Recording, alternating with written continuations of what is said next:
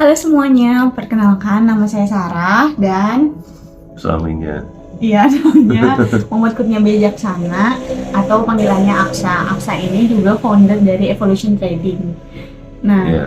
kita sebagai pasangan muda mau belajar finansial nih. Terutama aku mau tanya-tanya ke Aksa. Jadi di episode Iya. pertama kita mau bahas tentang investasi dan kenapa harus kripto. Oke. Oke, jadi mulai ya. Masih nervous ya? Enggak. Oke. Ya udah. Nah, menurut Aksa, manggilnya Aksa. Abang. Abang, menurut Abang oke. Bersama Abang Aksa. Pertama-tama banget nih, kayak yang kita omongin di sini kan investasi, tapi itu kan pada dasarnya kita pengen nabung atau punya uang banyak ya. Nah, sebenarnya uangnya itu sendiri tuh apa sih? Maksudnya gimana? Uangnya sendiri itu apa? Definisi uang. Iya, uang ya yang dipakai buat transaksi kan? Jadi alat yang dipakai buat transaksi. Iya. Iya. Dan kita setiap hari emang banyak kebutuhan dan Ya, bisa kalau berkaitan sama orang lain, butuh alat tukar. Itu uang. Iya, ya bisa dibilang uang itu kan kalau di bahasa Inggris ada money, ada currency ya. Ya pada dasarnya ya uang ya dua-duanya ya, money, currency itu adalah sesuatu yang disetujui oleh suatu pihak di daerah tertentu atau diatur oleh otoritas daerah tertentu buat jadi alat tukar barang dan jasa. Gampangnya sih, versi sesimpel-simpelnya sih kayak gitu. Contohnya kan kalau di Indonesia ya ada rupiah, currency-nya rupiah. Di Eropa ada euro gitu kan. Karena makanya otoritas dan semua orang yang ada di daerah itu kurang lebih setuju bahwa untuk pertukaran barang dan jasa itu pakai si itu tadi. Si itu. Ya, currency itu. Oke. Nah, terus cara kita dapetin uang kan orang Kerja. pada kerja kan. Nah, Kerja. kerja itu sendiri sebenarnya ini nggak sih kayak kita tuh bisa provide value, makanya kita digaji kan. Nah, tapi kayak gimana caranya si uang kita hasil kerja tadi bisa numpuk atau bisa memenuhi sebuah kebutuhan? Kayaknya kan butuh yang namanya nabung atau investasi. Nah, itu tuh gimana tuh caranya? Pokoknya kerja yang benar untuk Iya. jadi pengusaha sukses gitu. Nah, tapi itu kan kayaknya Jangan ngepet. lama kan. Ya emang Dan lama kalau mau jalan cepet syaratnya. ngepet aku bilang. Mungkin arahnya mau ke arah sini ya. Kalau misalkan kita punya banyak uang ditabung doang, itu semakin lama itu rugi di kitanya, karena istilahnya ada yang namanya inflasi ya. Inflasi itu kan semakin kesini daya beli uang makin menurun walaupun jumlah uangnya nggak berkurang ya. Nah, contoh inflasi yang bisa kelihatan di kehidupan sehari-hari ya, tadinya misalkan makan nasi 5.000 udah sama lauk, udah sama sayur gitu berapa tahun yang lalu, sekarang kayaknya 10.000 masih belum cukup ya, kayak gitu-gitu. Contoh lainnya kalau kita beli snack gitu ya, misalkan harganya tadinya 5.000, kita dapat 200 gram gitu, sekarang harganya tetap 5.000 nih, tapi cuma dapat 150 gram, 100 gram ya. Pokoknya semakin lama nilai mata uang kita, daya beli kita semakin menurun. Nah, ini efek dari inflasi. Inflasi ini sebenarnya suatu efek ya, dan itu not necessarily a bad thing, nggak selalu suatu yang buruk, tapi ya memang bisa jadi sangat merugikan kita. Karena inflasi ini efek dari semakin lama semakin banyak orang, dan semakin lama semakin banyak kegiatan ekonomi, gitu aja.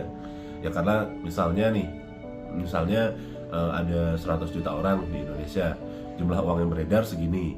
Nah kalau misalkan semakin lama semakin banyak orang, uangnya akan semakin langka kan. Nah itu masalah. Nah, tapi kalau misalkan uangnya ditambah lagi, makanya pemerintah biasanya ada istilah namanya mencetak uang gitu. Ya itu Literally ngeprint uang. ya, mengimbangi pertumbuhan penduduk dan pertumbuhan ekonomi. Cuman yang jadi Ini dari karena banyak orang salah satunya. butuh uang. Ya, tapi kalau misalkan itu nggak diimbangi, misalkan terlalu banyak nyetak uang, ya jadi nggak bagus. Kan kadang-kadang yang susah itu menyeimbangkan antara ya tadi perkembangan ekonomi dan segala kondisi-kondisi lainnya banyak lah. Kalau pencetakan uangnya itu terlalu banyak atau nggak diimbangi, ya inflasinya bisa hyper, bisa berlebihan. Kayak contohnya di beberapa negara-negara di Amerika Latin atau di Afrika, mungkin 100 juta mata uangnya mereka itu cuma bisa dapat apa gitu, cuma bisa dapat kentang atau cuma bisa dapat bensin 100 juta apa. ya. Iya. Ya mungkin teman-teman juga udah udah sering dengar tentang inflasi dan udah ngerasain juga inflasi itu apa. Nah, sekarang beberapa cara mungkin ada kan pasti untuk menanggulangi inflasi, tapi dalam scope yang sempit gitu, kayak ya udah buat individu aja. Caranya apa? Ya kalau buat kita ya bisa dibilang gimana caranya ningkatin income dulu ya. Karena kalau misalkan kita kerja, misalkan gajinya berapa, 5 juta terus 5 juta terus, ya 5 tahun lagi 5 juta ini tidak akan jadi 5 juta yang seperti sekarang gitu kan. Terus selain itu memang di beberapa perusahaan ada yang ini ya, ada kebijakan setiap tahun gajinya naik itu nyesuaian dengan inflasi. Jadi misalkan 5 juta inflasinya 5%, dia naiknya biasanya lebih dari inflasi, jadi 5 juta tambah 6%, biasanya kayak gitu. Kalau di Indonesia sekarang rata-rata inflasi per tahunnya berapa? Nggak tahu coba aja. Tapi inflasi kayaknya relatif stabil deh kalau di Indonesia ya, nggak kayak di beberapa negara di luar ada yang nggak stabil banget sampai puluhan persen. Tapi kalau nggak salah ya nanti bisa dicek lagi, inflasi di Indonesia masih rentangnya 5% atau kurang ya. Gitu. Tapi kira-kira tuh naik gaji ya udah emang perusahaan baik, ternyata emang ada kaitannya sama inflasi juga. Ya naik gaji kalau yang perform iya ada, tapi kalau yang sekedar memenuhi itu ada juga kan. Misalkan makanya tadi aku bilang kalau misalkan inflasinya 5%, maka dia naiknya mungkin 6 atau 5,5 atau 6%. Tapi kalau misalkan ya emang orangnya perform, ya naik gajinya 10% atau 2 kali lipat kayak gitu. Oke, berarti tadi yang pertama caranya kan ningkatin income, terus cari income lain sambil kerja jualan. Bisa kan? Atau ya cara biasanya kalau orang-orang selalu bilang ini investasi ya. Saya pribadi bukan orang yang punya keahlian atau punya sertifikasi di situ, tapi adalah orang yang mempraktekkan investasi itu sendiri. Ya memang harapannya investasi adalah misalnya nih, ini contoh ya, kita punya uang 10 juta, ya udah yang dipakai kebutuhan sehari-hari cuma 5 juta, ya udah 5 juta lagi kalau ditabung nanti kan bakal jadi kena inflasi tadi ya. Kalau kita 5 jutanya tadi istilahnya kita sekolahin atau kita gimana caranya biar dia 5 tahun lagi itu jauh lebih besar nilainya daripada nilai setelah inflasi. Nah itu salah satu harapan dari investasi kayak gitu. Oke. Ada istilah namanya aset ya, yang diinvestasikan. Jenis-jenis asetnya itu sendiri berarti ada apa aja? Banyak. Ya sebenarnya kan kalau secara luas dan secara sederhana, aset itu kan apapun yang kita punya yang bisa menghasilkan uang gitu, ya kan. Misalkan tadi 5 juta tadi kita beliin motornya disewain ke orang buat jadi ojek online, terus nanti duitnya dibagi 2 sama kita, kan itu jadi aset juga. Atau kita invest ke saudara kita nih, ada saudara mau bikin restoran, udah kita kasih 5 juta buat modal, nanti bagi 2, 5 juta itu kan jadi aset kita. Gampangnya kayak gitu. Tapi mungkin pembicaraan kali ini banyak ke aset-aset yang ada di pasar finansial ya, kayak saham gitu, atau aset digital kayak kripto. Paling mungkin fokusnya di 2 itu, karena mungkin kalau menurut saya 2 itu salah satu metode investasi yang barrier entry-nya sangat rendah. Maksudnya zaman sekarang kita tinggal daftar di aplikasi, transfer duitnya untuk deposit udah jadi, dan jumlahnya nggak banyak banget. Misalkan kalau kita mau investasi di properti gitu kan, ya berarti harus punya puluhan sampai ratusan juta, ya kan. Kalau saham atau aset kripto ini sebenarnya di beberapa platform 10.000, 20.000 udah bisa mulai. Setelah register dan lain-lain? Iya, bisa mulai deposit dengan nilai serendah itu. Ya mungkin pokoknya di bawah 100.000 lah, berapa puluh ribu gitu. Yang menarik banget tentang saham dan kripto, karena kedepannya episode kita juga insya Allah akan membahas tentang kedua itu ya. Jadi itu aja. Nah dari saham dan kripto, sebelum masuk lebih jauh, mending dikasih tahu dulu Apa nih? Perbedaannya apa? Aduh, males. Apa ada persamaannya juga mana? Ya, persamaan perbedaan ya. Ya pada dasarnya keduanya, kalau saya bilang itu istilahnya mungkin pasar finansial. Jadi kita bisa melakukan analisa teknikal ya, kayak candlestick dan segala macam. Terus ya keduanya adalah aset yang sama-sama pergerakannya terpengaruh oleh sentimen masyarakat atau sentimen dunia. Ya, nggak mesti dunia sih, tapi masyarakat yang ada di dalamnya.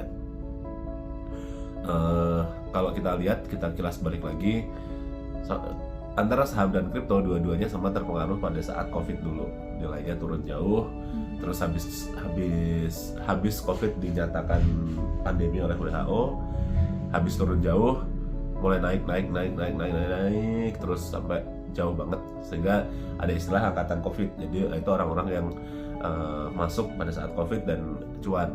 Masuk tuh mulai investasi. Iya. Nah, masalahnya habis angkatan COVID itu mereka bisa nge-keep ya, atau bisa mempertahankan cuannya atau enggak, itu kan masalah belakangan. Tapi pada dasarnya mereka adalah orang yang masuk pada saat COVID dan dapat cuan yang lumayan. Seperti itu. Perbedaannya? Banyak banget sih kalau dijelasin ya. Poin besarnya aja nanti kita bahas mendalam di episode selanjutnya. Oke, dari sisi caranya berinvestasi aja ya, nggak usah yang teknis secara definisi ya. Kalau saham itu biasanya tiap negara beda ya. Di Indonesia ada IHSG, di Amerika kan ada NYSE, New York Stock Exchange, atau terus di Nasdaq itu indeksnya. Terus di mana lagi ya? Maksudnya di Indonesia Bursa Efek Indonesia ya, IHSG itu nama indeksnya, sorry. Terus beda lagi ada Hang Seng, kalau nggak salah itu Cina atau Hong Kong gitu. Di Amerika ada lagi, di Jepang itu Nikkei namanya kalau nggak salah, atau pokoknya setiap negara itu punya set dari saham yang berbeda. Terus mereka itu bukanya di pasarnya gitu, buka di hari kerjanya mereka, dan biasanya istirahat di jam makan siang. Jadi Senin sampai Jumat misalkan jam 8 sampai jam 5 atau jam 9 sampai jam 4, atau pokoknya di hari kerja jam kerja gitu. Kalau aset kripto 24 jam 7 hari, dan semuanya bisa diakses oleh semuanya di seluruh dunia. Gampangnya kayak gitu. Oke, jadi lebih fleksibel aja ya. Dan mungkin faktor fleksibel ini juga salah satu keuntungan kalau mau fokus di kripto. Ya, apalagi buat teman-teman yang kerja gitu ya. Kalau ini saya pribadi ya, kalau misalkan kerja ya nggak bisa mantengin pasar saham pada saat jam kerja karena bentrok. Kalau kripto beda urusan. Jam kerja saya kerja sampai jam 5, jam 7, jam 8 malam baru saya pantengin bisa, atau tengah malam bisa, weekend pun bisa. Ini juga Itu menarik bedanya. banget buat teman-teman yang mau mulai trading tapi tetap mengandalkan gaji atau kerjaan utama, jadi trading di Itu- sampingan. Itu kita bahas nanti deh. Nah. Trading itu terlalu Iya. ribet ya.